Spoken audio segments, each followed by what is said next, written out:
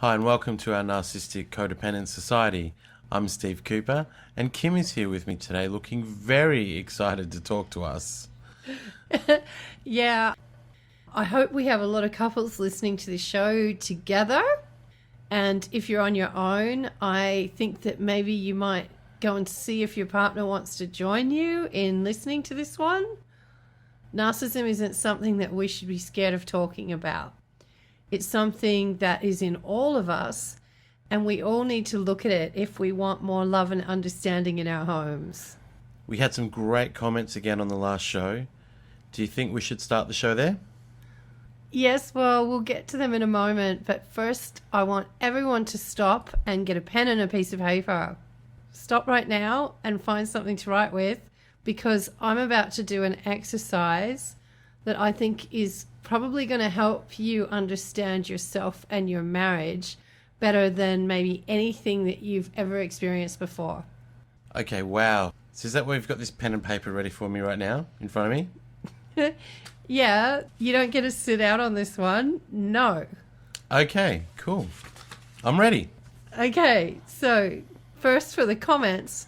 As most of them were about codependence, I'm going to save them for our show in a couple of days on what codependence is all about. But there was one very good comment on narcissism, and I'm going to get to that a little bit later in today's show, as it just really gave such a clear description of the dynamic that I'd like to do the exercise that I've got for everybody first. You mean so we got to get in the picture and ready to see the narcissism in ourselves then? Yeah, sure. So if you're doing this together, no peeking at each other's answers, because this is about you and no one else. If you fib to yourself and try and make yourself look better than you are, you're really just going to miss out on all the great stuff that you can gain from this exercise.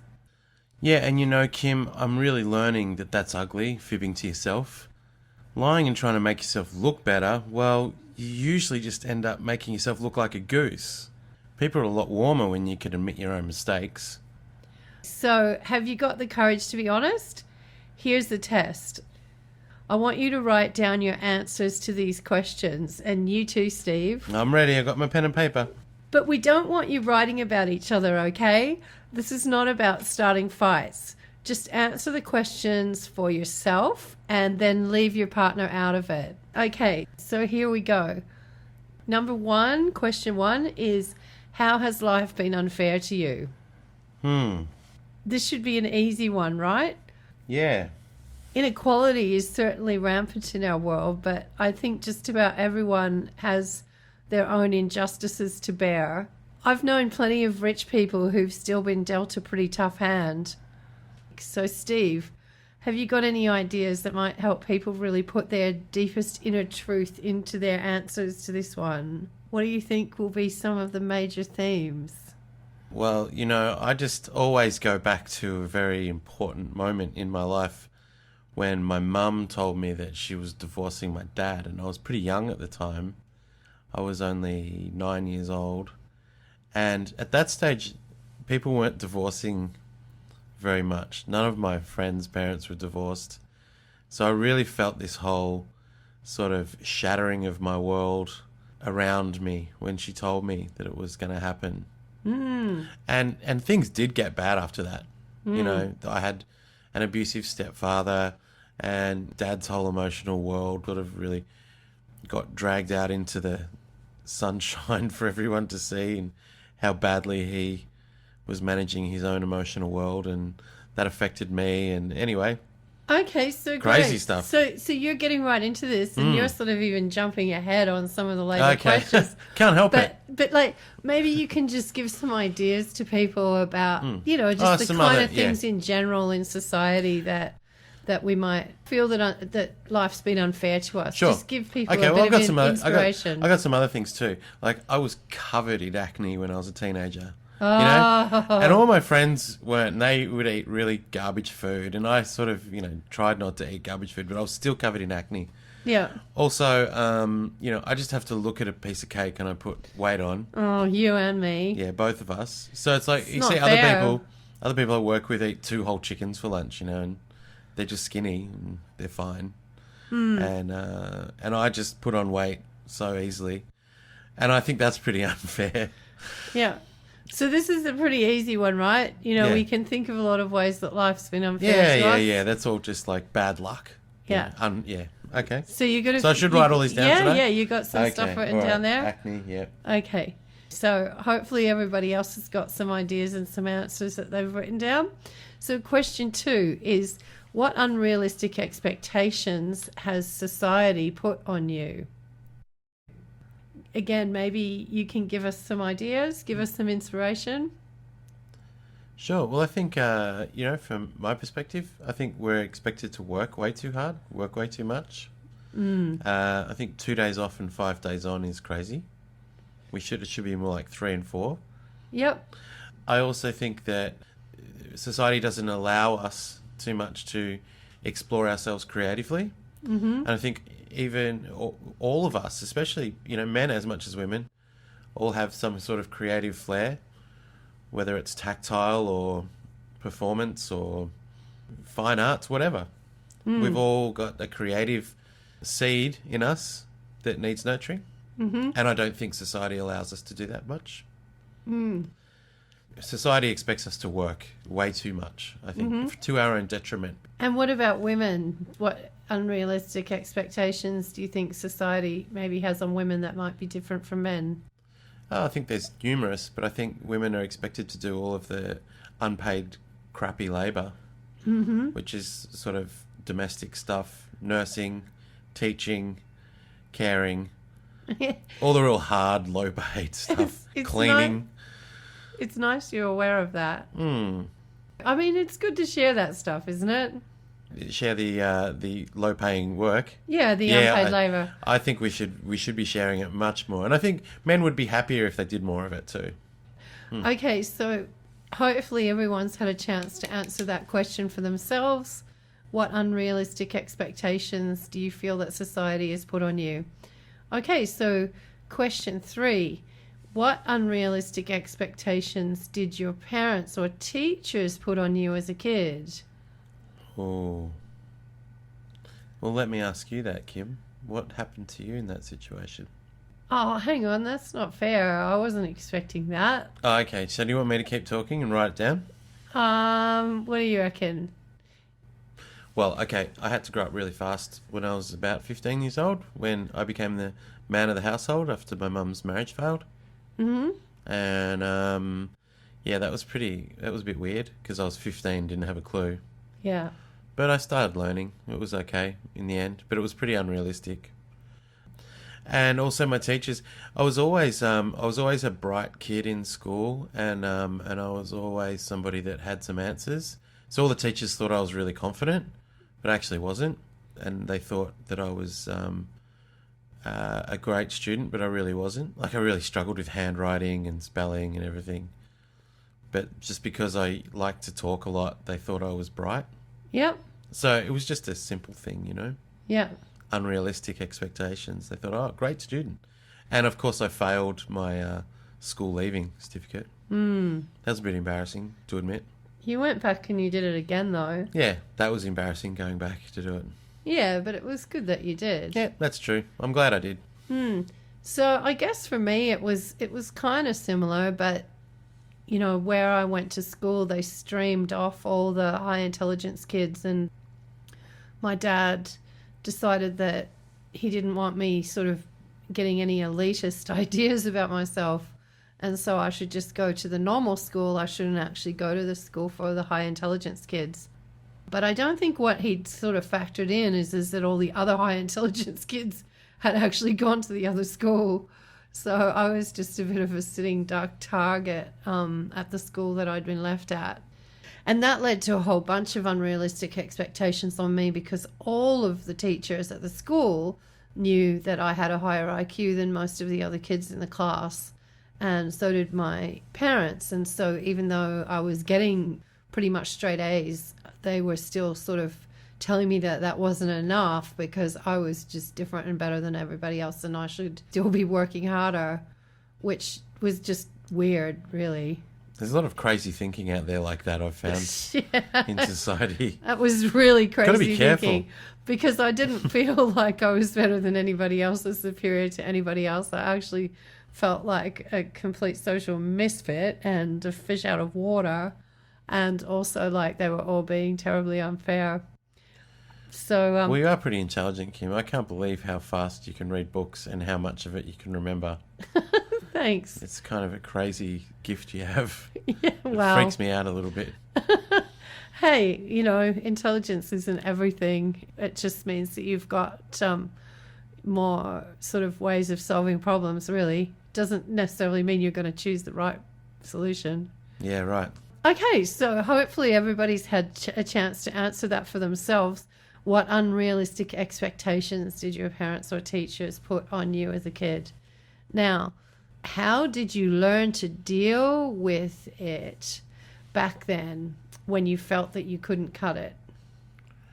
So we're talking about the past. Ooh. So that one's really easy for me to answer. Yeah, so why don't you answer it? But I hope everybody continues just answering this for themselves. I just got sick. I just got sick. I just got sick. I hid in the library or I got sick. And then when the teachers started calling me a hypochondriac, I was actually smart enough to know them calling me a big, long name in a sort of nasty tone of voice wasn't very nice of them, when really me being sick was the only way for me to escape the pressure and the social ostracization that I was feeling from being a fish out of water at school. So, yeah. Did you used to drink milk and lemon juice? That's pretty good at making you vomit.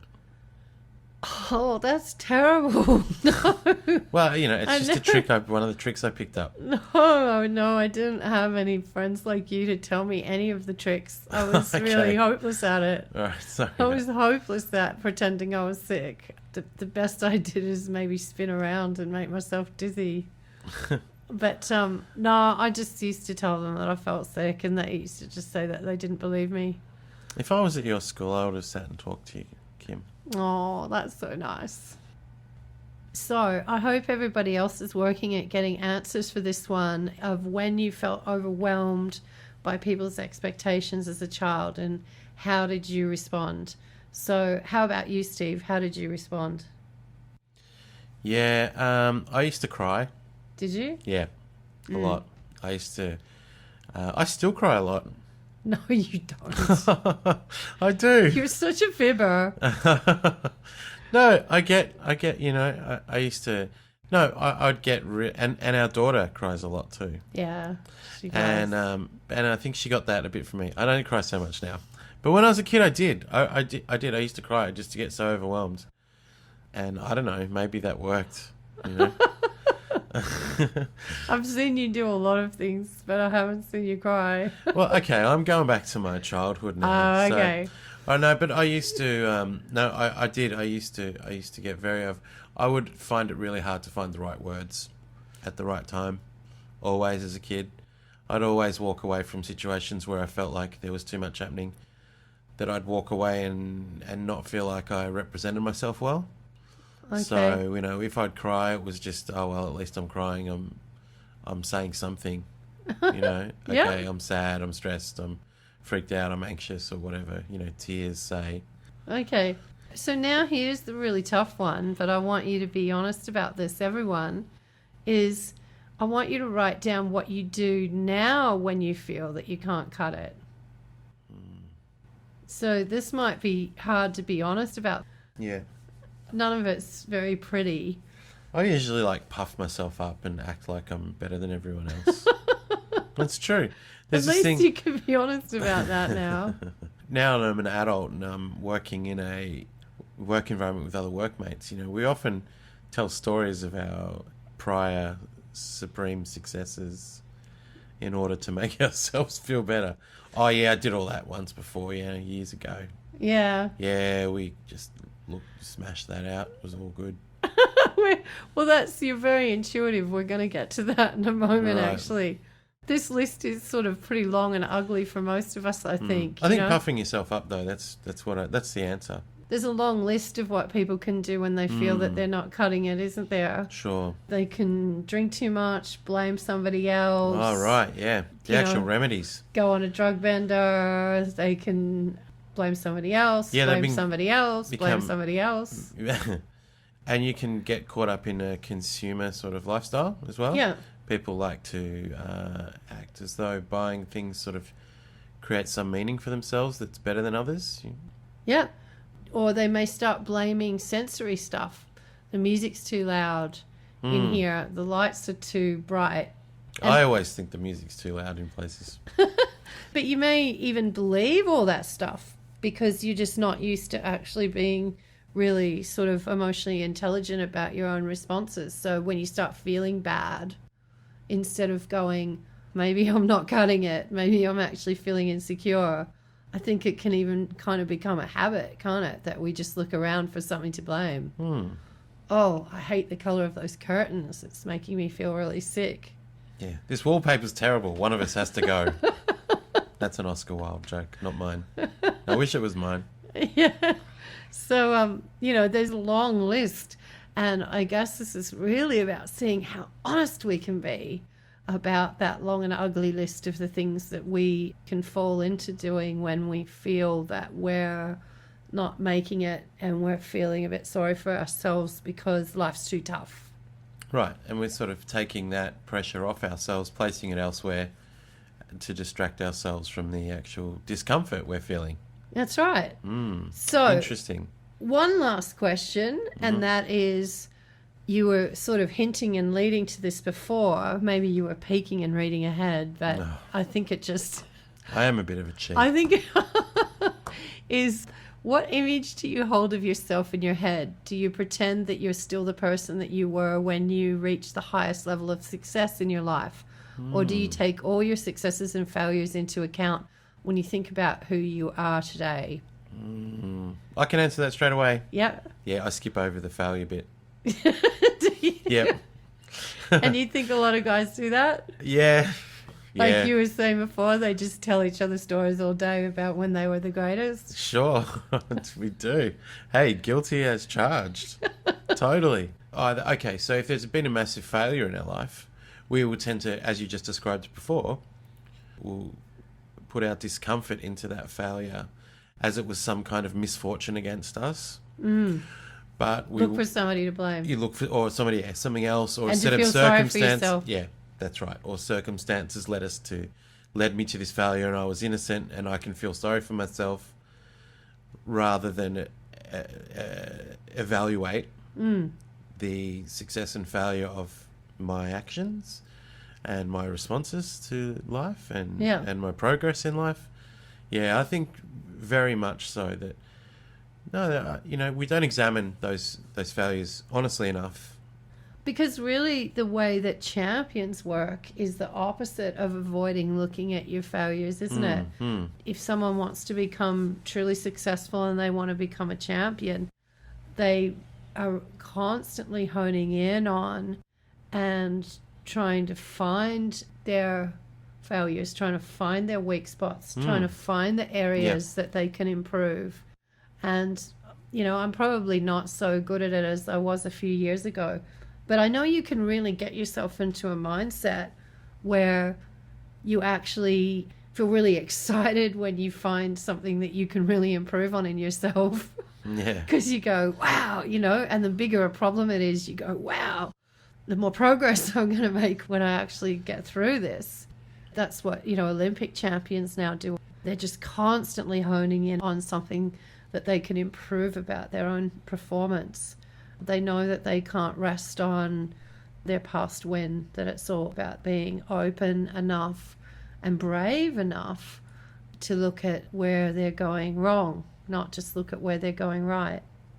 So now I just want you to lastly think about how maybe you can be nicer to yourself and nicer to your family. This is the last part of this exercise, by dealing with your stress better, and maybe even thinking of some things that you could take the time to study or improve on that might make life a little easier for you and might take the pressure off you. I'm not talking about jumping on yourself and criticizing yourself, but what is it in your life at the moment that you could just decide, hey, maybe I'll go and I'll do some remedial reading, or I'll learn to type, or, Yeah. I'll do some parent training, or I don't know. Yeah, nobody has enough time to do everything in one lifetime, so there's always something. Yeah, that's right. There's always something you can do to add. But something that you can actually just take on yourself that's actually not going to put pressure on you. It's actually going to take pressure off you. It's going to help you feel less insecure. It's going to help you feel like you're able to keep up with the expectations around you a little bit better without you maybe being so harsh on the people around you. And also just writing down about how you can be nicer to yourself and nicer to your family. Because I think we all end up falling into the blame game from time to time. If you're guilty of it and you're feeling a bit embarrassed about that, well, please don't, because you're certainly not the first person that's ever felt that way. Well, I can say from a first-hand experience that you encouraging me to go and do parent training, Kim, was probably one of the best things that ever happened. I didn't think I had the time to do it. I thought, I don't want to do this every Tuesday. This is crazy. But I was wrong, because the skills I learned from there actually did make my life easier in many ways. And it wasn't really a complicated set of guidelines that I learned from parent training. It was really more about just being more comfortable with who I am in many ways. Because us hanging on to an outdated idea of ourselves and making each other the enemy, it just really doesn't work in a marriage, does it? That's right, Kim. We need to help each other and admit where we might need to do some work on ourselves. And that's why one of the first steps in our introductory tutorial is teaching couples that they need to stop demanding so much from each other, and also that they need to stop criticizing and complaining so much. But we also have to stop blaming our wife and treating her like she's to blame when life gets tough and we feel scared. Because, she's probably just having a tough time herself. And so that gets us back to the comment I promised. Maybe you can read this one, Steve. Okay. So somebody called T is commenting on an exchange of ours from our last show, and she says it was one of the clearest things she's ever heard from us and was very helpful in understanding her spouse. She quoted Kim and I from the last show where we said, Kim, will you help me with this? Sure.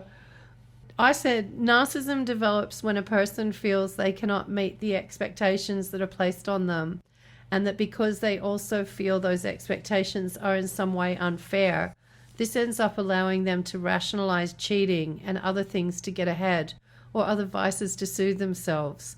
I think that the really ugly part is that once this pattern starts, they need to keep someone in the role of persecutor in their life, because if their situation stopped being unfair, they would actually have to start competing fairly again. Right, you mean that they need to feel like they're a victim just to justify their own behaviour to themselves?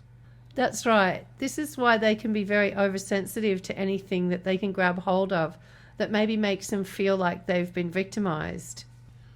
Okay, so that was the quote, but then T goes on to say, this explains why narcissists are usually men, since it is generally boys we expect a lot out of, Superman and all.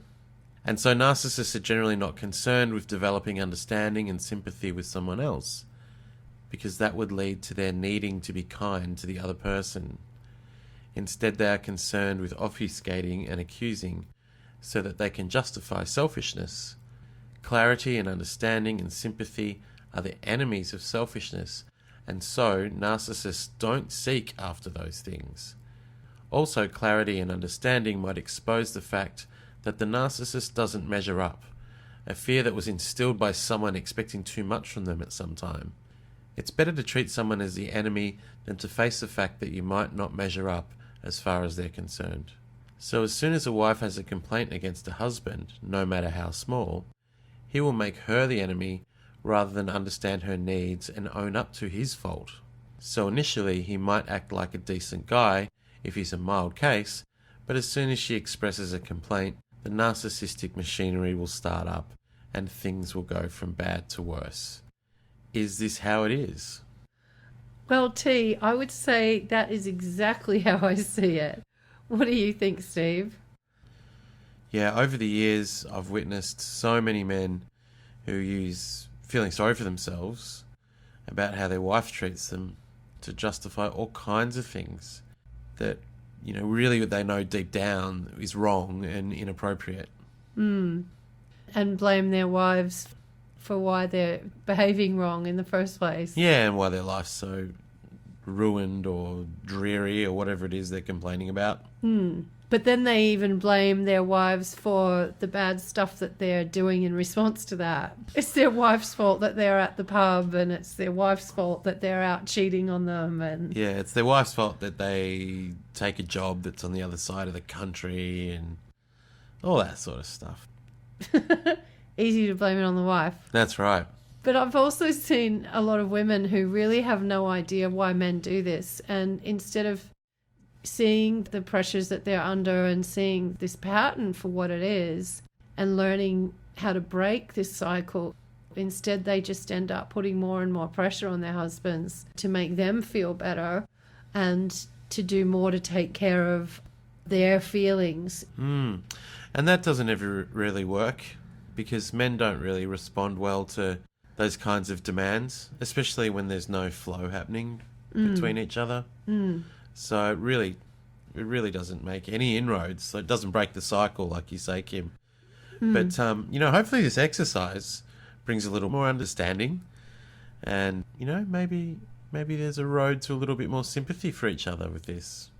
And maybe if you agree, after the show, you might show each other your answers and see if you can't show a little bit more understanding to each other and a few less demands of each other. I think that's a great idea, Steve. And this is why I see narcissism getting worse in our society, because with the pressure that rising debts put on the system, really there's just more and more pressure on everyone. And we need to remember, guys, that when we got married, we were making a commitment to play on the same team. Yeah, because teamwork's what it's all about, really, isn't it? And to you guys out there, I know that your wives really want to help you with the pressures that you're facing, and they want to be part of the solution. Because if I know one thing about women is that they really don't like being left on the bench. Yeah, and it's not a nice feeling being left on the bench, is it? Everyone knows that. So if you've enjoyed this audio presentation, you may enjoy our Reconnect series, and that's designed for couples to listen to together. There's an accompanying PDF worksheet that comes with it. It's available on CD or MP3 download. There's a link below.